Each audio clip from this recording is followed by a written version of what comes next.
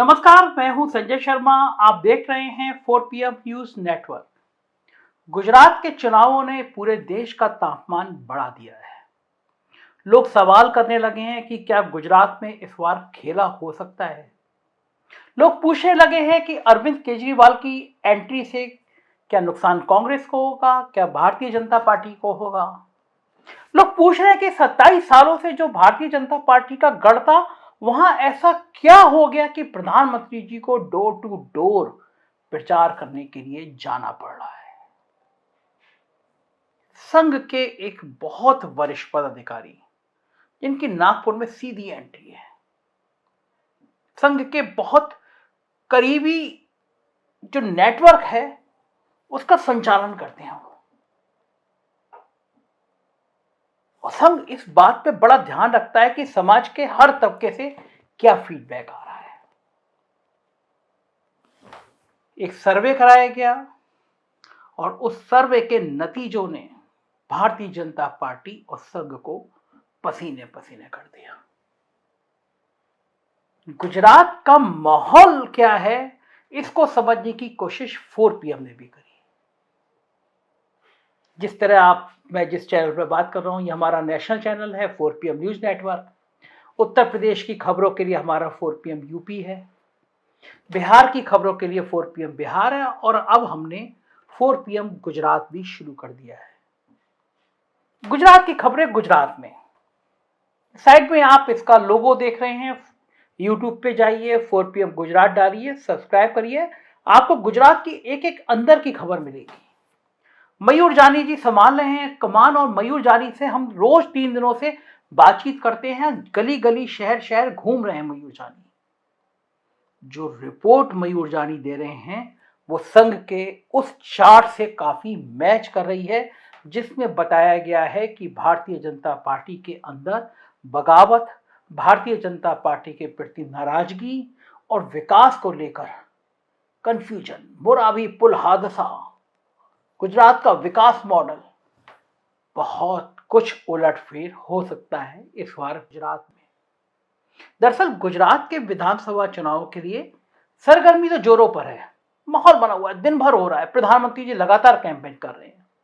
लेकिन इस बार ये सरगर्मी मोटे तौर पर राजनीतिक दलों में ही दिख रही है।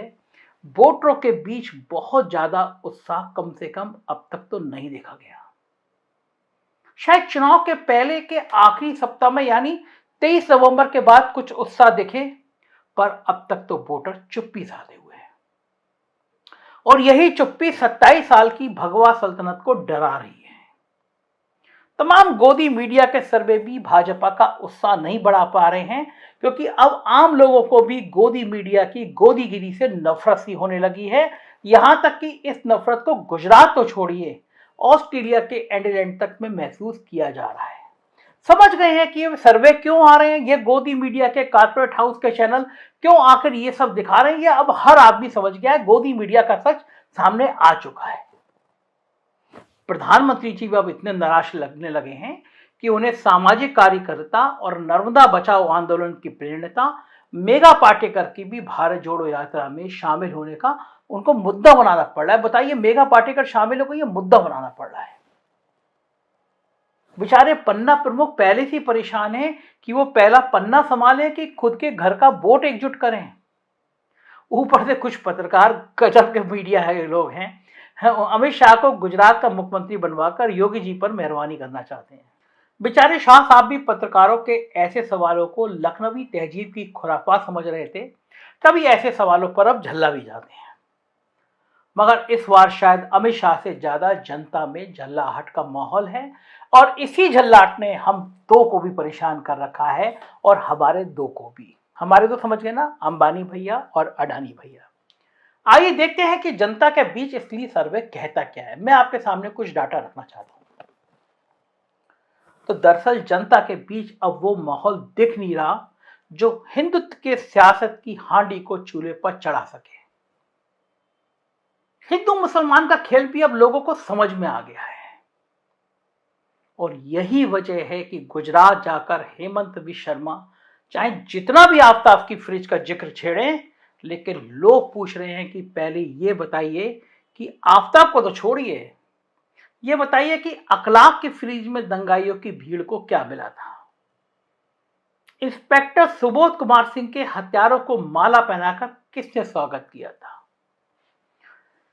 मोटे तौर पर अगर मैं कहूं तो ना तो राष्ट्रवाद चल पा रहा है और ना ही कांग्रेस पर अल्पसंख्यक परस्त होने का आरोप लगाने की स्थिति में है भाजपा, क्योंकि कांग्रेस की कमान अब मोदी जी के शब्दों में किसी नामदार के हाथों में नहीं बल्कि दलित नेता मल्लिकार्जुन खड़गे के हाथ में है। वही गुजरात कांग्रेस की कमान राज्य के सबसे बड़े समुदाय ठाकुर से आने वाले जगदीश ठाकुर के पास है। आदिवासी तो मोदी के दौर में जब भाजपा के पास नहीं आए तो अब क्या आएंगे। और रही बात शहरी मिडिल क्लास की, तो उसके सामने अब सिर्फ मोदी ही विकल्प नहीं है, अब राहुल गांधी की भारत जोड़ो यात्रा भी आकर्षण पैदा कर रही है। तो कई कई केजरीवाल के झाड़ू भी अपनी उपस्थिति दर्ज करा रही है। भारतीय जनता पार्टी को अब तक यही समझ नहीं आ रहा कि आखिर इस चुनाव को किस मुद्दे पर लड़ा जाए, क्या करे मोदी जी। आखिर में कोई मणिशंकर अय्यर भी तो नहीं मिल रहा जो एक गंदा सा बयान देके माहौल बना दे।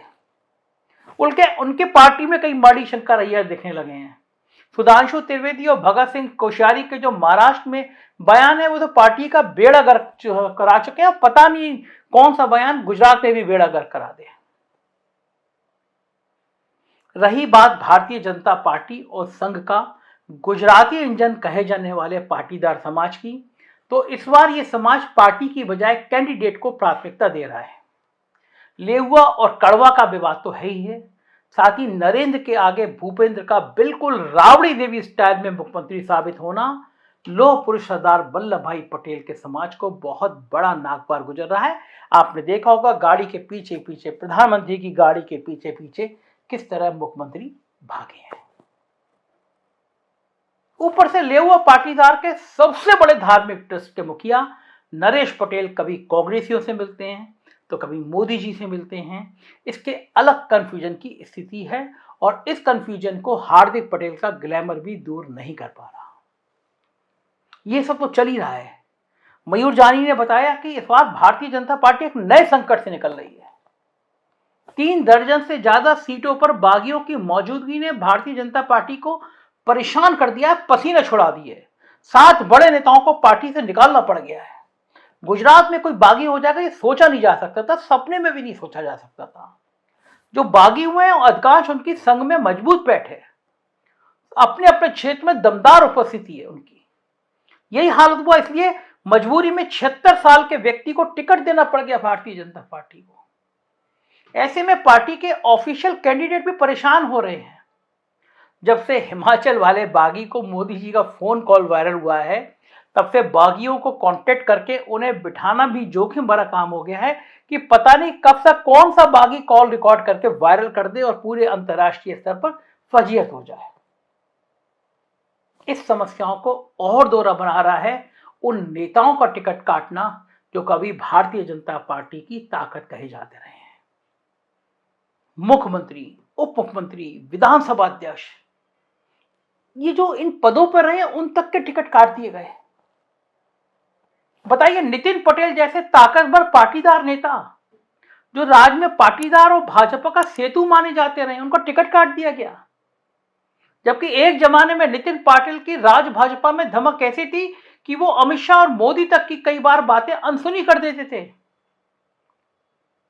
ऐसे में सवाल यह है कि सामाजिक समीकरण बिखरा हुआ है, सांप्रदायिक ध्रुवीकरण की कोई सूरत बनती नहीं दिख रही है, ओबीसी फैक्टर फेल हो चुका है, केजरीवाल की झाड़ू किस सीट पर किसका फर्श बुहार रही है पता नहीं,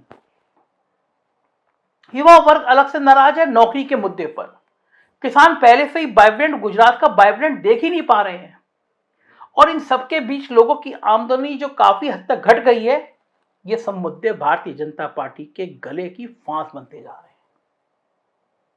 अब ऐसे में गुजरात का ऊंट किस करवट बैठेगा, ये इस पर निर्भर करता है कि कौन सी पार्टी आखिर दम तक डोर टू डोर कैंपेन में बाजी मारती है।